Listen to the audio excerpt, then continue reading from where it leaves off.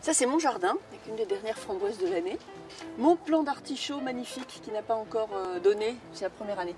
J'ai quelques poireaux qui traînent, un chou magnifique sur pattes, mais qui nourrit plutôt les escargots. Les fraisiers qui ont mis leurs habits d'hiver. Alors, je suis arrivée ici grâce à une exposition à la mairie du 13e arrondissement sur les logements sociaux. Et il y avait une photo du jardin avec l'adresse. Donc je me suis précipitée en sortant, la mairie est à 2 pas.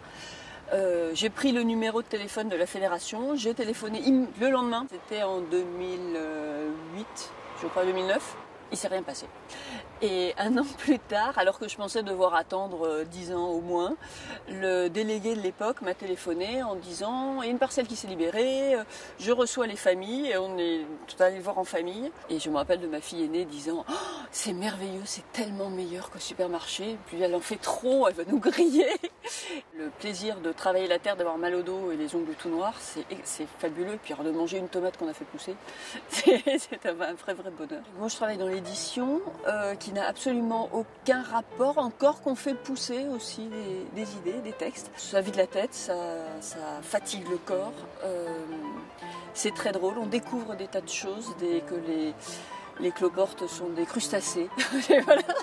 C'est aussi une somme de connaissances toujours renouvelées parce qu'on est en prise avec la météo, la géologie, le monde animal, le monde végétal. Chacun choisit ce qu'il peut cultiver, ce qu'il cultive, ce qu'il récolte.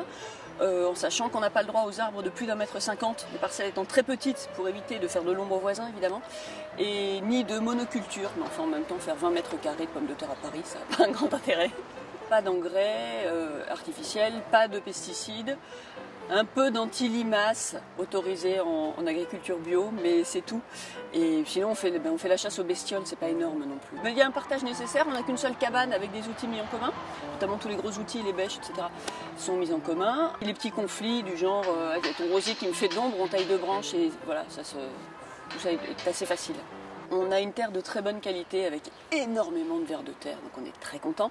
Mais voilà, d'un point de vue des métaux, de tout ce qu'on pourrait imaginer de néfaste dans la terre, on est très surveillé. On fait attention quand il n'a pas plu pendant un certain temps à laver bien les légumes après la première pluie, parce qu'évidemment on sait qu'elle est chargée de poussière, pas forcément très bonne pour la santé. Mais voilà, on vit à Paris, on respire l'air parisien, et je crains que de toute façon on soit tous malades un jour ou l'autre.